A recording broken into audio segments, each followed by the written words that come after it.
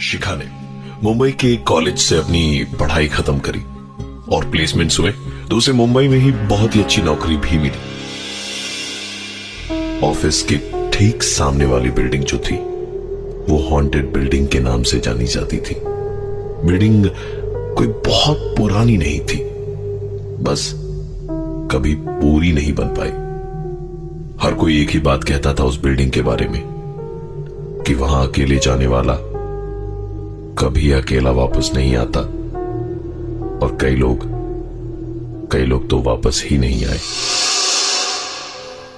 शिखा को जब ये पता चला तो उसने बकवास कह के सारी बातों को नकार दिया। दोस्तों ने भी उसकी बहादुरी चेक करने के लिए उससे शर्त लगाई कि शिखा को उस बिल्डिंग की छत पर जाके वहां से वापस आना है। शिखा ने हंसते हंसते ही शर्त कबूल कर ली और सीढ़ियों के रास्ते धीमे धीमे सीधा पहुंची उस बिल्डिंग की छत पर। शाम करीबन 8 बजे छत पर पहुंचकर उसने नीचे खड़े दोस्तों को वेव किया और कोने में जाके सेल्फीज खींची, आसपास की तस्वीरें भी खींची और फिर सब कुछ अपने ट्विटर और फेसबुक पे अपलोड करते करते सीढ़ियों से नीचे की तरफ उतरने लगी।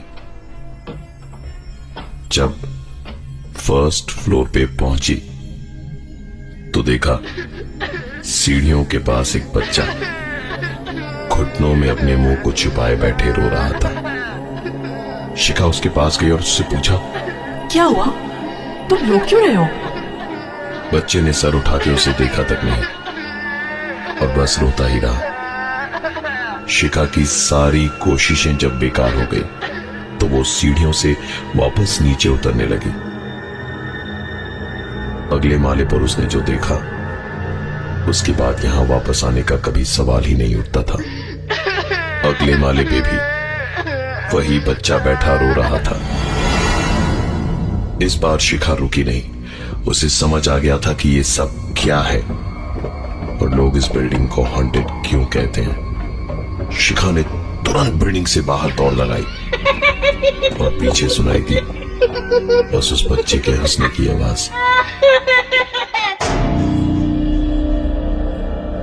उस हॉन्टेड बिल्डिंग से बाहर निकलकर शिखा ने दोस्तों से कोई बातचीत नहीं की और सीधा अपने घर चली गई। शिखा के सर में दर्द इतना था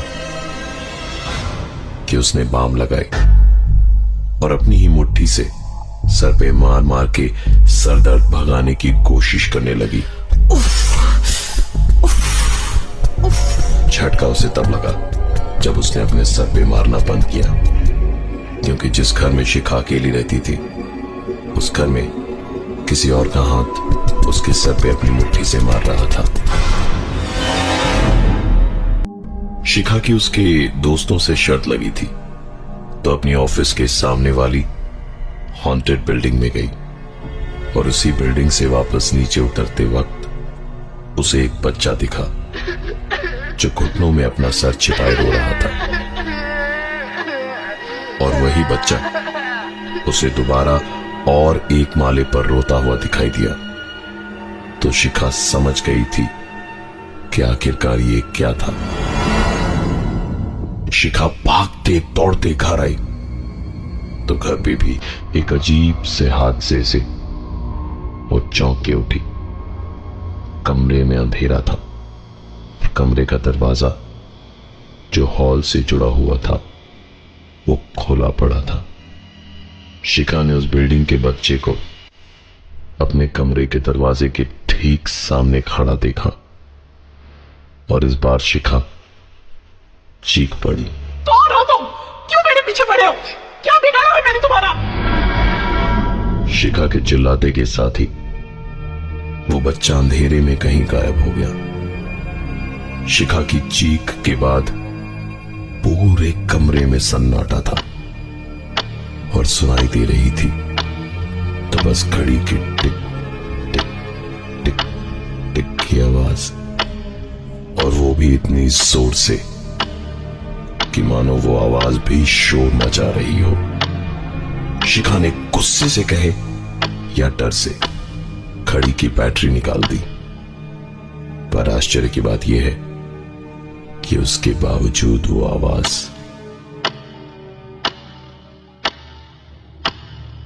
साफ साफ सुनाई दे रही थी।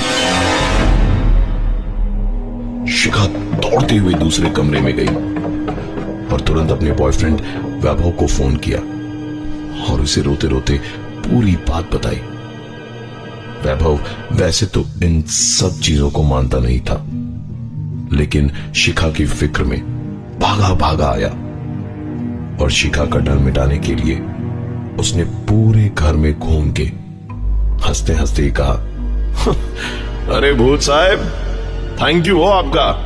अरे रोज ऐसे ही डराएंगे तो मैडम के साथ थोड़ा वक्त बिताने का हमें समय भी मिलेगा। शिखा ने वैभव से कहा कि उसे यहां बहुत अजीब लग रहा है, तो वैभव उसे अपने घर की ओर ले गया। शिखा का आना जाना वहां था, इसलिए वैभव की बिल्डिंग का चौकीदार भी शिखा को पहचानता था। जब वो बिल्डिंग में घुस रहे थे तो चौकीदार ने वैभव से पूछा, अरे साहिब, ये बच्चा कौन है आपके साथ आज? शिखा के पैर वहीं जम गए थे और वो इधर उधर देखने लगी। वैभव ने शिखा से कहा, मैडम, ये इनकी आदत है। हाँ, रात को 10 बजे के बाद साहब अंग्रेजी भी बोलते हैं, 4 पेग ढकेलने के बाद। हाँ, कल रात को मेरे मामा जी भी दिख रहे थे इनको मेरे साथ।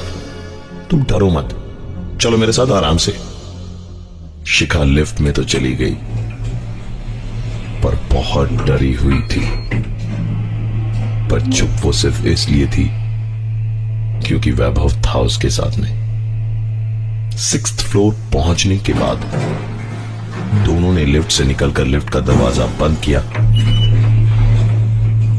और वैभव अपने घर का ताला खोलने लगा। इस बीच लिफ्ट 7th फ्लोर पे गई और वापस 6th फ्लोर पे आके रुकी। शिखा ने पलट के देखा, लिफ्ट का दरवाजा हल्का सा खोला। लिफ्ट के अंदर कोई भी नहीं था, पर आवाज एक ही आ रही थी, please close the door, please close the door, please close the door, please close the door. Shikha की अपने दोस्तों से हॉन्टेड बिल्डिंग में जाने की शर्त लगी, जो उसने पूरी भी करी। लेकिन उसके बाद अपने ही घर में उसे इस कदर डर लगने लगा कि वो अपने बॉयफ्रेंड के साथ उसके घर चली गई। लिफ्ट 6th फ्लोर पे रुकी हुई थी और शिखा की आंखों के सामने लिफ्ट का दरवाजा हल्का सा खुला। उसने पलट के देखा तो लिफ्ट के अंदर कोई नहीं था, पर आवाज एक ही थी, please close the door, please close the door, please close the door. Shikha lift की ओर एकटक देख रही थी कि तभी लिफ्ट का दरवाजा हल्का सा बंद हुआ और उसे लिफ्ट में वो बच्चा दिखाई दिया, जिसे देखते ही शिखा की चीख निकल पड़ी। वैभव ने तुरंत उसको संभाला और थोड़ा झल्लाते हुए कहा, प्लीज यार, मेरी बिल्डिंग में कोई तमाशा मत करो, अगल बगल पड़ोसी है, पता नहीं कोई क्या सोचेगा। किसी तरह शिखा को समझा बुझा के उसे संभालते हुए वैभव ने उसे शांत किया और जब शिखा को देर रात नींद आ गई तो वैभव खुद सोने गया। रात तकरीबन 1 बजे शिखा बाथरूम जाने को उठी तो देखा वैभव गहरी नींद में सो रहा था। बाथरूम की लाइट जला के दरवाजे को लॉक करे शिखा उससे पहले ही ये देख शिखा जोर से चीखी।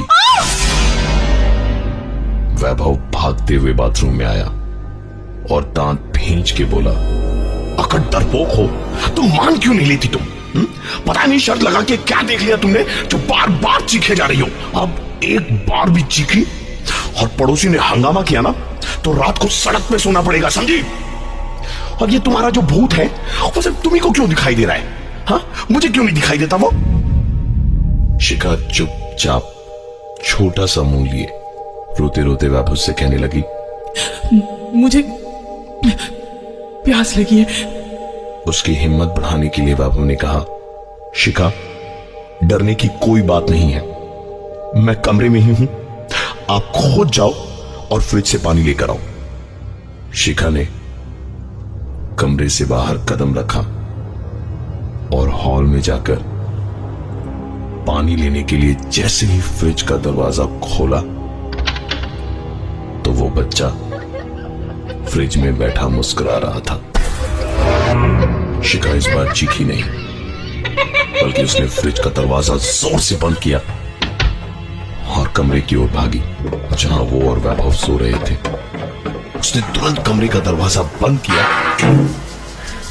शिखा हांफती हुई पलटी और वो वैभव को जगाए इससे पहले ही उसकी सांस और आवाज हलक में अटक के रह गई थी, क्योंकि बिस्तर के बगल में वो बच्चा और वैभव दोनों घुटने में सर छिपाए एक साथ रोए जा रहे थे।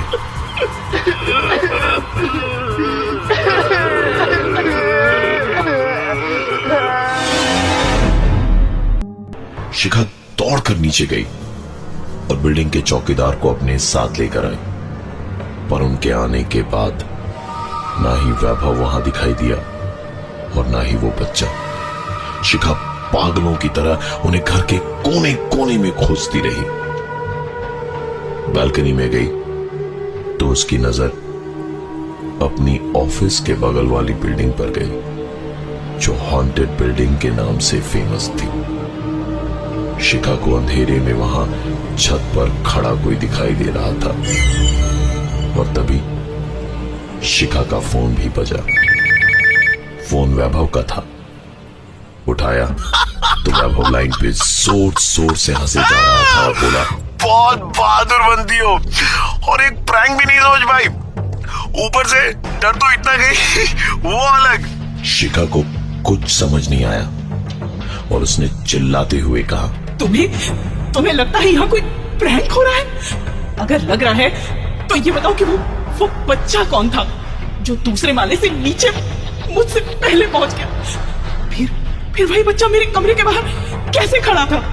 तुम्हारे फ्लैट के बाहर भी चलो किसी तरह पहुंच गया होगा, लेकिन मेरे सामने तो वो अंदर नहीं आया था। तो तुम और वो एक साथ कैसे बैठे रो रहे थे? कैसे? चौकीदार को तो फिर भी तुमने समझा रखा होगा, लेकिन वो बच्चा आया कहां से? इन सारे सवालों के जवाब में वैभव ने एक ऐसा सवाल कर दिया जिससे शिखा वहीं की वहीं जम के रह गई। बच्चा? कौन सा बच्चा? तुम ना सचमुच बहुत ज्यादा डर गई हो। तुम वहीं रुको, मैं तुरंत वापस घर आता हूं। इसके बाद वैभव कभी नहीं लौटा। मिली तो बस उस बिल्डिंग में वैभव की लाश। वैभव की मौत आज भी एक राज बनी हुई है।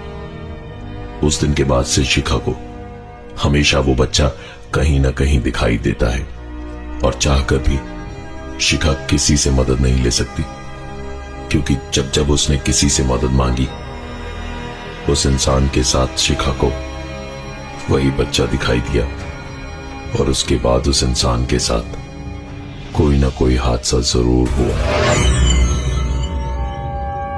कुछ चीजें जिंदगी में हमेशा के लिए आपकी और सिर्फ आपकी होके रह जाती है, जैसे कि शिखा की जिंदगी में ये बच्चा।